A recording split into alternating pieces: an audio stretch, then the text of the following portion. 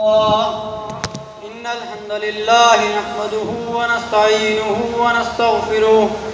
ونعوذ بالله من شرور أنفسنا ومن سيئات أعمالنا من يهده الله فلا مضل له ومن يضلل فلا هادي له وأشهد أن لا إله إلا الله وحده لا شريك له وأشهد أن محمدا عبده ورسوله اللهم صل على محمد وعلى آل محمد كما صليت على إبراهيم وعلى آل إبراهيم إنك حميد مجيد اللهم بارك على محمد وعلى آل محمد كما باركت على إبراهيم وعلى آل إبراهيم إنك حميد مجيد۔ ہر قسم کی تعریف اللہ رب العالمین کے لیے ہے جو پالنے والا ہے تمام جہانوں کا۔ اللہ تعالیٰ کا ارشاد ہے قرآن مجید میں، الہکم اللہ الذی خلق سبع سماوات ومن الارض مثلہن یتنزل الامر بینہن لتعلموا ان اللہ علی کل شیء قدیر۔ اللہ ہی ہے جس نے 7 آسمان پیدا کیے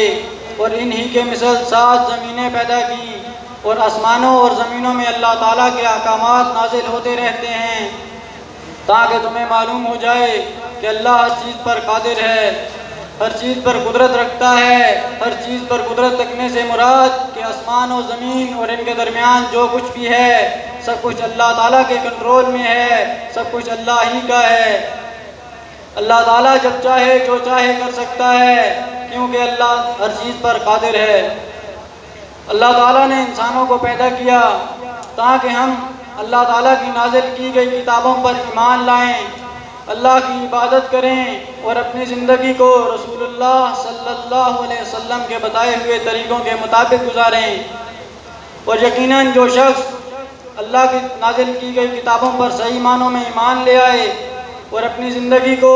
رسول اللہ صلی اللہ علیہ وسلم کے بتائے ہوئے طریقوں کے مطابق گزارے تو یقیناً وہ شخص دنیا و آخرت میں کامیاب ہو گیا۔ میرے بھائیو، اصل کامیابی تو آخرت ہی کی کامیابی ہے۔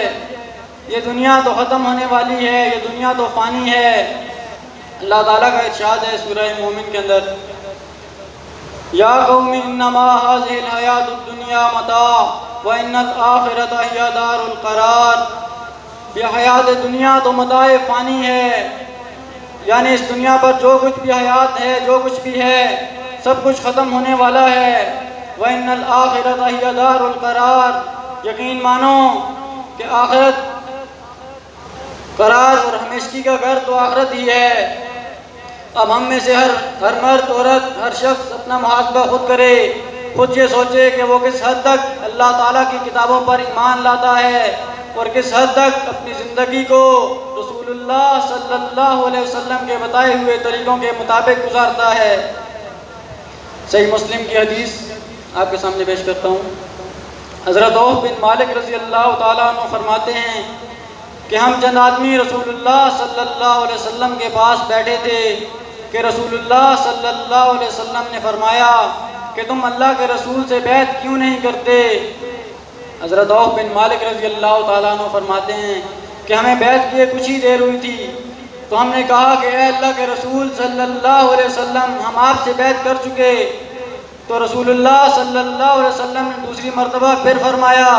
کہ تم اللہ کے رسول سے بیعت کیوں نہیں کرتے؟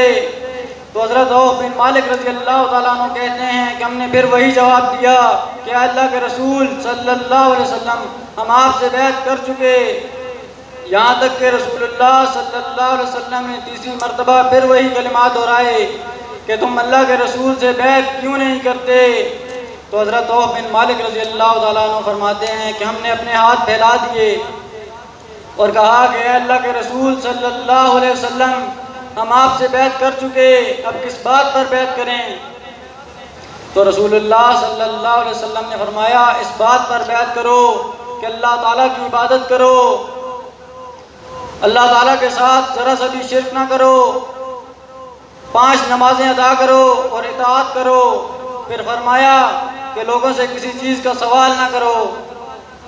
لفظ جو سب سے پہلے نصیحت کی کہ عبادت، تو ہم میں سے ہر شخص جب نماز کے لیے کھڑا ہوتا ہے تو ہر رکعت میں وہ یہ کہتا ہے ایاک نعبد و ایاک نستعین، ہم تیری ہی عبادت کرتے ہیں اور تجھ ہی سے مدد مانگتے ہیں، کہ اللہ ہم صرف تیری ہی عبادت کرتے ہیں، تیرے علاوہ کسی کی عبادت نہیں کرتے، تیرے علاوہ کسی کے سامنے سجدہ گو نہیں ہوتے،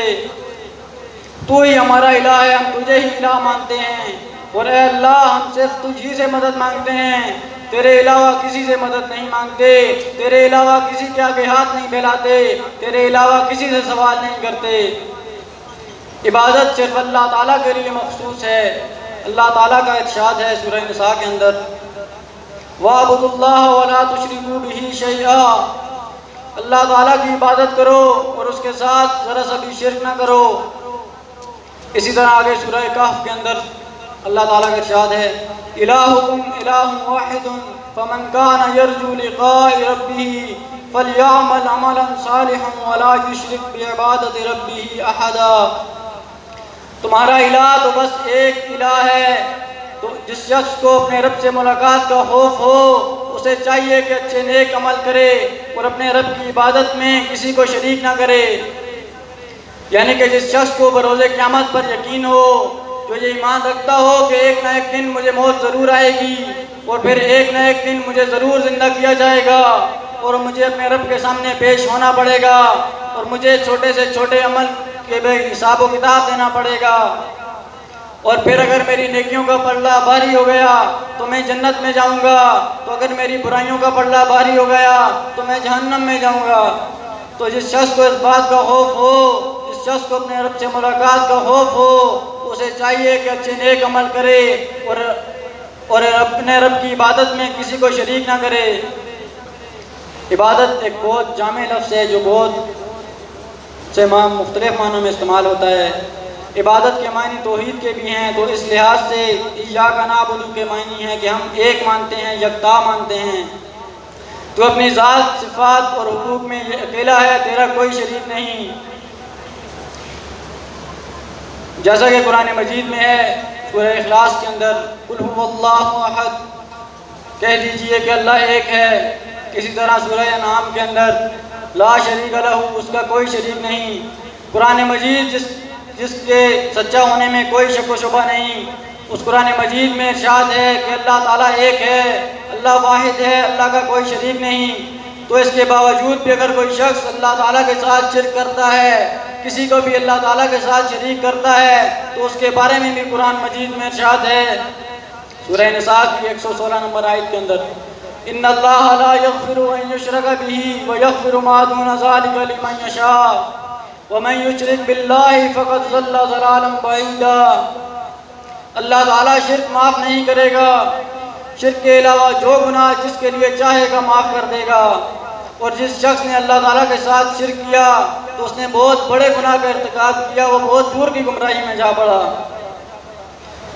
تیسری بات جو رسول اللہ صلی اللہ علیہ وسلم نے فرمائی کہ 5 نمازیں ادا کرو۔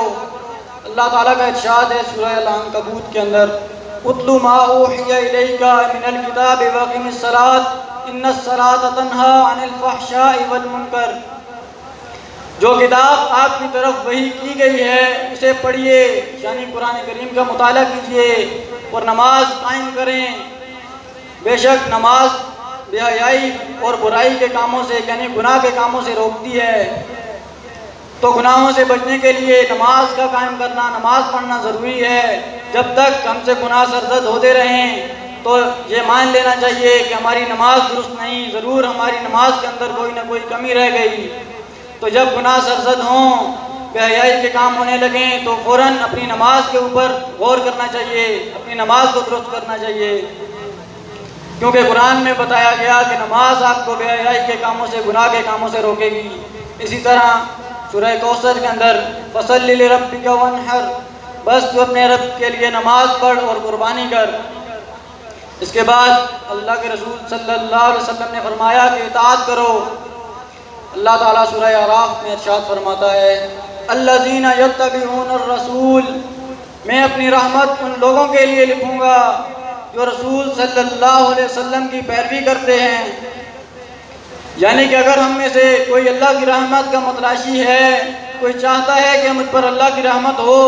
تو اسے رسول اللہ صلی اللہ علیہ وسلم کی پیروی کرنی چاہیے۔ اللہ کے رسول صلی اللہ علیہ وسلم کی پیروی کرنے کے بعد اللہ تعالیٰ کا یہ وعدہ ہے کہ میں تمہارے لیے رحمت لکھوں گا، میں تم پر رحم کروں گا۔ اسی طرح آگے فرمایا من یطع الرسول فقد اطاع اللہ، جس نے رسول صلی اللہ علیہ وسلم کی اطاعت کی تو گویا اس نے اللہ تعالیٰ کی فرما برداری کی، اللہ تعالیٰ کی اطاعت کی۔ اس آیت سے ثابت ہوتا ہے کہ رسول اللہ صلی اللہ علیہ وسلم کی اطاعت، ان کی پیروی ہمارے پاس ٹکٹ ہے اللہ تعالیٰ تک پہنچنے کے لیے۔ اللہ تعالیٰ نے دو جگہ ارشاد فرما دیا کہ میں اپنی رحمت ان لوگوں کے لیے لکھوں گا جو رسول اللہ صلی اللہ علیہ وسلم کی پیروی کرتے ہیں۔ دوسری جگہ ارشاد فرمایا کہ جس نے رسول اللہ صلی اللہ علیہ وسلم کی پیروی کی تو گویا اس نے میری پیروی کی، گویا اس نے اللہ تعالیٰ کی پیروی کی۔ آگے جو آخری الفاظ جو رسول اللہ صلی اللہ علیہ وسلم نے فرمائے کہ لوگوں سے کسی چیز کا سوال نہ کرو۔ اللہ تعالیٰ کا ارشاد ہے سورہ بقرہ کے اندر 186 نمبر آیت، اجیبوا دعوت الداعی اذا دعان، جب دعا کرنے والا مجھ سے دعا کرتا ہے تو میں اس کی دعا کو قبول کرتا ہوں۔ یہ اللہ تعالیٰ کا ارشاد ہے سورہ بقرہ کے اندر۔ جب اللہ تعالیٰ نے کہہ دیا کہ جب مجھ سے مانگنے والا، مجھ سے دعا کرنے والا مانگتا ہے تو میں اس کو عطا کرتا ہوں، اس کی دعا کو قبول کرتا ہوں۔ اسی طرح آگے اللہ تعالیٰ کا ارشاد ہے وقال ربکم ادعونی استجب لکم، اور اے رسول صلی اللہ علیہ وسلم لوگوں سے کہہ دیجئے، لوگوں کو بتا دیجئے کہ تمہارے رب نے کہا ہے مجھ سے دعا کرو، میں تمہاری دعا کو قبول کروں گا۔ جب اللہ تعالیٰ نے کہہ دیا، اللہ تعالیٰ تو اپنے باتوں کا بڑا سچا اور پکا ہے، اللہ تعالیٰ نے کہہ دیا کہ مجھ سے مانگو، مجھ سے دعا کرو، میں تمہیں عطا کروں گا، تو ہمیں اللہ تعالیٰ سے مانگنا چاہیے، اللہ تعالیٰ کے سوا کسی سے نہیں مانگنا چاہیے۔ ایک حدیث میں ترمذی کی حدیث ہے، اس میں رسول اللہ صلی اللہ علیہ وسلم فرماتے ہیں کہ تمہیں اپنی تمام ضرورتیں اللہ تعالیٰ سے مانگنی چاہیے، یہاں تک کہ اگر جوتے کا تسمہ ٹوٹ جائے تو اس کا سوال بھی تم اللہ تعالیٰ سے کرو۔ تو ہمیں بھی ہر قسم کا سوال، ہر قسم کی خواہشات اللہ تعالیٰ سے کرنی چاہیے۔ ان تمام آیتوں حدیثوں کو سے ثابت ہوتا ہے کہ ہمیں اللہ تعالیٰ کی عبادت کرنی چاہیے، اللہ تعالیٰ کے ساتھ ذرا سا بھی شرک نہیں کرنا چاہیے، 5 نمازیں ادا کرنی چاہیے، اللہ تعالیٰ اور اس کے رسول کی اطاعت پیروی کرنی چاہیے، لوگوں سے کسی چیز کا سوال نہیں کرنا چاہیے، اپنی تمام ضروریات خواہشات کا سوال اللہ تعالیٰ سے کرنا چاہیے۔ اللہ تعالیٰ کا قرآن مجید میں یہ وعدہ ہے کہ وہ ہماری دعاؤں کو سنے گا، ہماری دعاؤں کو قبول فرمائے گا۔ اللہ تعالیٰ سے دعا ہے کہ اللہ تعالیٰ مجھے اور آپ کو قرآن مجید کو سمجھنے کی اور اس پر عمل کرنے کی توفیق عطا فرمائیں۔ آمین۔